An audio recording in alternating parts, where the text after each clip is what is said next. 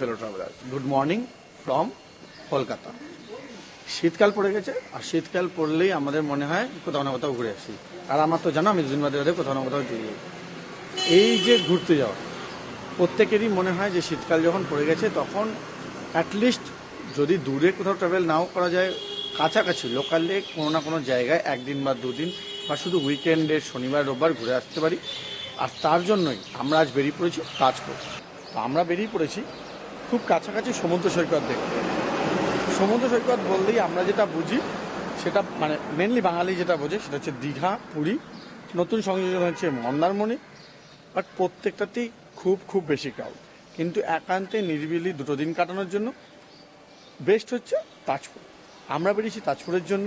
তাজপুর যাওয়ার জন্য তোমরা এসপ্ল্যানেড থেকে বাস ধরতে পারো বা রেড বাসের বিভিন্ন জায়গায় স্টপেজ আছে, সেখান থেকে বাস ধরতে পারো। গাড়ি বা বাইক নিয়ে তো যেতেই পারো, আর সঙ্গে ট্রেনে যেতে পারো। ট্রেনে যেতে হলে দীঘার আগের স্টেশন রামনগর অবধি যেতে হয়। রামনগর থেকে 40 মিনিট মতন গাড়ি পাওয়া যায়, ওখান থেকে ছোটো ছোটো ম্যাজিক পাওয়া যায় তাজপুর যাওয়ার জন্য, যেমন মন্দারমণি যাওয়ার জন্য পাওয়া যায়। আমরা যাচ্ছি বিওসি রয়্যাল এনফিল্ডের সাথে রাইডে। দেখতেই পাচ্ছ আমার সাথে যাচ্ছে পুষ্পিপুরু চ্যানেলের পুষ্পিতা আর আমার বেরিডিস। এটা আমার প্রথম গ্রুপ রাইড আর আমরা শুরু করছি কলকাতা থেকে তাজপুর। টোটাল 178 কিলোমিটারের রাইড হবে, কয়েকটা পার্টে হবে আর কোথায় কোথায় স্টপ থাকবে ধীরে ধীরে ভিডিওতে দেখতে থাকো। আর এই দুটো দিন কিভাবে আমরা কাটাচ্ছি আর কত খরচা হবে, কোথায় থাকবে তার সমস্ত ডিটেল ইনফরমেশন কিন্তু ভিডিওতে পেয়ে যাবে। তো ভিডিওটা দেখতে থাকো।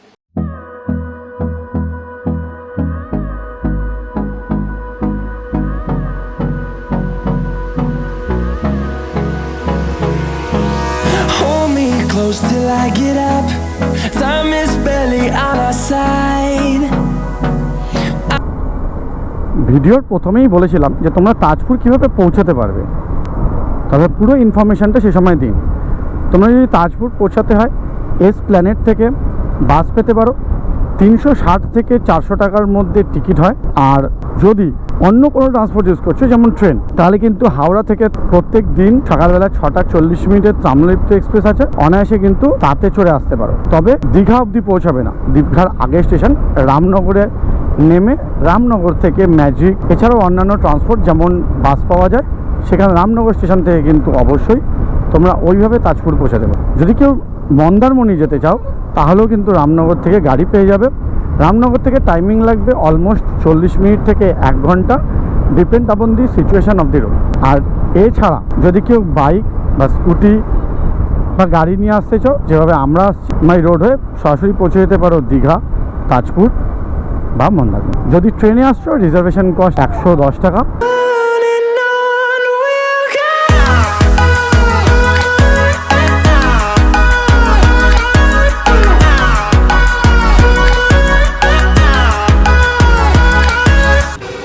ফার্স্ট মিটিং পয়েন্টে পৌঁছে গেছি। ধুলাগড় ফার্স্ট মিটিং পয়েন্ট ছিল। ক্যামেরা বের করতে ইচ্ছে করছে না, তাই জন্য আপাতত আইফোন দিয়ে কাজ চালাচ্ছি। বড়লোক লোকজনের সঙ্গে গ্রুপে আছে, তখন চলে যায়। What a funny incident. Dhulagarh পৌঁছানোর পর জানতে পারলাম যে আমি আমার গোপ্রোতে এক্সটার্নাল মাইকটাই কানেক্ট করিনি। তো বেরোনোর পর থেকে যা যা বলেছিলাম তা তো বেসিক্যালি গায়েব। কিন্তু আবার একবার রিপিট করে দিই, টোটাল আমরা বেরিয়েছি অলমোস্ট 16 জন রাইডার আছে, 16টা গাড়ি আছে। অলরেডি ক্রস করে ফেলেছি। আমাদের 178 কিলোমিটারের টোটাল রাইড। এই টোটাল রাইডটাকে 3-4টে স্টপে ভাগ করা আছে। ফার্স্ট স্টপ ছিল ধুলাগড় টোল। ধুলাগড় টোল থেকে বেরিয়ে পড়েছি। এরপর আমাদের নেক্সট স্টপ হলো ডাইরেক্ট কোলাঘাট। কোলাঘাটে ব্রেকফাস্টের জন্য দাঁড়াবো, আর মেবি তারপরে আরও একবার দাঁড়াবো কিছুক্ষণ রেস্টের জন্য। টোটাল যে রুটটা আছে, যারা দীঘা গেছো by bus, by bike, by car, তারা যেন অলমোস্ট পুরো রুটটা সেম, খালি কন্টাই থেকে আলাদা একটা লেন আছে সেটা নিতে হয়। তবে যেহেতু লেট হয়ে গেছে অনেক বেরোতে, তাই রাস্তায় ট্রাফিকের মাত্রাটা তুলনামূলক একটু হলেও বেশি। বেরোনোর কথা ছিল সকাল 6টার মধ্যে, কিন্তু বেরোতে বেরোতে হয়ে গেছে মানে সবাইকে গ্যাদার করতে করতে অলমোস্ট বেজে গেছে 7:30। এখন বাজে 8:15 মতন। সবাই ধুলাগড় অবধি পৌঁছেছি, বাট অসুবিধা নেই, সবাই ওয়েল ট্রেন্ড রাইডার। তো 4.5 ঘন্টার টাইমিংয়ের মধ্যেই পৌঁছে যাবে।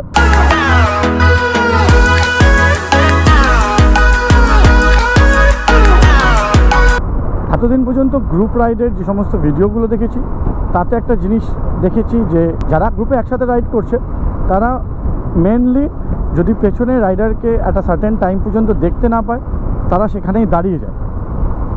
তো এটাও কিন্তু এই গ্রুপ রাইডার মধ্যে সম্পূর্ণভাবে আমি এক্সপিরিয়েন্স করতে পারছি। যেহেতু আমি কিছুটা স্লো চালাচ্ছি, ইভেন আমার মাঝে একবার ফোনও এসেছিলো, তার জন্য দাঁড়াতে হয়েছে। তো আমি কিছু দূর এগোনোর পরেই দেখতে পেয়েছি যে রানাদা, পৃথক এরা কিন্তু পরপর একজনের পর একজন দাঁড়িয়ে গেছে, যেহেতু তারা তার পেছনে রাইডারকে দেখতে পাচ্ছে না। তো এরপরও যারা গ্রুপ রাইড প্ল্যান করছো তারা যদি এইভাবে গ্রুপ রাইড করো তাহলে রাইডটা অনেক বেশি স্মুথ আর অনেক বেশি সিকিওর হবে। It's a great experience for me at least, কারণ আমি এই প্রথম গ্রুপ রাইড করছি, এর আগে কখনো গ্রুপ রাইড করিনি। মেনলি এই রাইডটা ম্যানেজ করছে রয়্যাল এনফিল্ড BOC। চাইলে আমরা রয়্যাল এনফিল্ডের গাড়ি নিতে পারতাম ওদের কাছ থেকে উইদাউট এনি চার্জেস, আদারওয়াইজ আমরা নিজেদের গাড়ি নিতে পারি। তো যেহেতু নিজেদের গাড়ি নেওয়ার অপশান ছিল, তো আমি আমার ভিডিস নিয়ে এসেছি এবং অলমোস্ট আমরা 5-6জন যারা একসাথে আছি সবাই নিজেদের গাড়ি নিয়ে এসেছি, কারণ নিজেদের গাড়ি চালানোর আলাদা একটা মজা থাকে, এ তো সবাই জানো। আর বাকি যারা রাইডার আছে তারা সবাই রয়্যাল এনফিল্ডের কাছ থেকেই গাড়ি নিয়ে এসছে।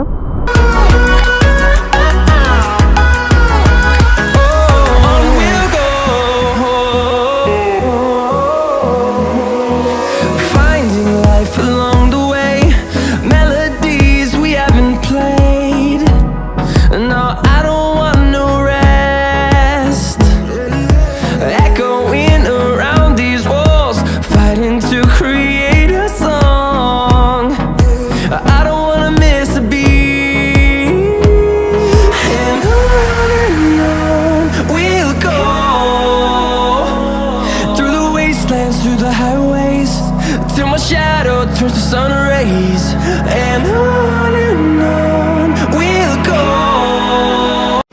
কোলাঘাট থেকে 10 কিলোমিটার মতো আগে দাঁড়িয়ে আছি, এখনো পর্যন্ত পৃথক পৌঁছায়নি। ওর জন্যই দাঁড়িয়ে আছি আমি, রানাদা, সায়ন, বাকিরা সবাই। ও এলেই আমরা আবার এখান থেকে বেরিয়ে পড়বো আমাদের নেক্সট স্টপ কোলাঘাটের জন্য। আজকের ওয়েদার কিন্তু ফার্স্ট ক্লাস আছে। যদি তোমাদের মধ্যে কেউ এই ধরনের গ্রুপ রাইডে জয়েন করতে চাও, আমি ডেসক্রিপশনে রয়্যাল এনফিল্ড BOC বা রানাদার নাম্বার দিয়ে দেবো, এরকম গ্রুপ রাইডে জয়েন করতে পারো।